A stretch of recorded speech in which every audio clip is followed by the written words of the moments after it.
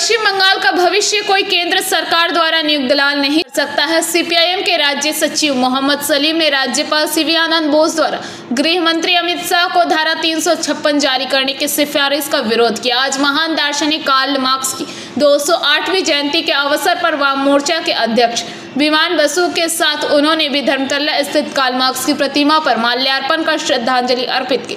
पश्चिम बंगाल में माकपा के राज्य सचिव और पार्टी पोलित ब्यूरो सदस्य मोहम्मद सलीम ने सोमवार को एक बयान जारी कर दावा किया है कि राष्ट्रपति शासन के जरिए राज्य सरकार से राज्यपाल को सत्ता हस्तांतरित करने से पश्चिम बंगाल की समस्याओं का समाधान नहीं होगा। इसमें कोई संदेह नहीं है कि मुख्यमंत्री ममता बनर्जी, जो राज्य की गृह मंत्री और पुलिस मंत्री भी है, राज्य में कानून और व्यवस्था की स्थिति बनाए रखने में बुरी तरह विफल रही है। लेकिन इसका मतलब यह नहीं है कि राष्ट्रपति शासन के जरिए राज्यपाल को सत्ता सौंप देने से समस्याएं हल हो जाएगी। सलीम ने कहा कि उनके अनुसार राष्ट्रपति शासन के कारण पश्चिम बंगाल के लोगों को अतीत में कड़वे अनुभव हुए हैं। माकपा के राज्य सचिव ने तृणमूल कांग्रेस और भाजपा पर मुर्शिदाबाद में मारे गए पिता पुत्र हरगोविंद दास और चंदन दास के परिवारों के साथ लाश की राजनीति करने का आरोप लगाया है। उन्होंने आरोप शुभेंदु और ममता बनर्जी जैसे राजनेताओं पर थे।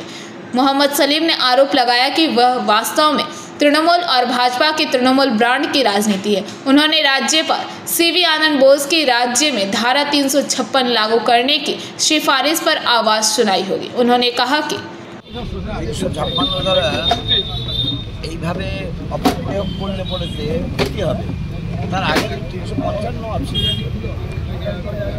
যদি কোনো এলাকায় প্রশাসন কন্ট্রোল করতে পারছে না, কোনো একটা এলাকা ধরেই বলেছেন রিপোর্ট দিয়েছেন, 355 হতে পারে, 356 হবে না। এটা ঠিক না, এটা স্বৈরতান্ত্রিক দৃষ্টি। মনে হচ্ছে কোনো নির্দিষ্ট দলের মুখপত্রের মতো রাজ্যপালের এটা সেটা অন্য পার্টি করছে।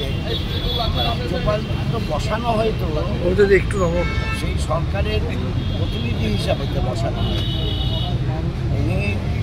সরকারের প্রতিনিধি, দিল্লির সরকারের প্রতিনিধি হিসাবে যাচ্ছে, তদনুযায়ী কাজ করছে। দেখা যাচ্ছে যে শামশেরগঞ্জের যাত্রাবাদের পরিবার, আপনারা বলেছিলেন আপনাদের দলের কর্মী, তাদের পরিবারকে নিয়ে টানা হাঁচড়া চলছে। তারা হাইকোর্টে যাচ্ছেন এবং শুভেন্দু অধিকারী সেই ব্যবস্থা করে দিচ্ছেন। উনি মন্দির, মসজিদ, গুরুদ্বারা রাজনীতি করে এই অবস্থা তৈরি করেছে। তার উপর দাঁড়িয়ে সব কিছু সেরে তার কবিতা লেখা, গান গাওয়া, নাচ করা করে এতদিনের সময় পেয়েছে। মুর্শিদাবাদে যে আগুন জ্বলেছে, এটা বিজেপি তৃণমূল বিশেষ নির্বাচনের প্রাককালে তাদের বিভাজনের রাজনীতি করার জন্যই এটা করেছে সবাই। যেখানে চাকরি চুরি, দুর্নীতি, আর্যিকরের ঘটনা, তারপরে হচ্ছে রাজ্য জুড়ে অশান্তি এবং মানুষের জিনিসপত্রের দামের দুর্বিষহ অবস্থা, ওইগুলো থেকে বিজেপি তৃণমূল দুজনেই নজর ঘোরাতে চাইছে শুধু হিন্দু মুসলমান করার জন্য। এখনও দেখবে মুখ্যমন্ত্রী ওদিকে গেছেন মুর্শিদাবাদে, এদিকে। Bureau report, PBTV news.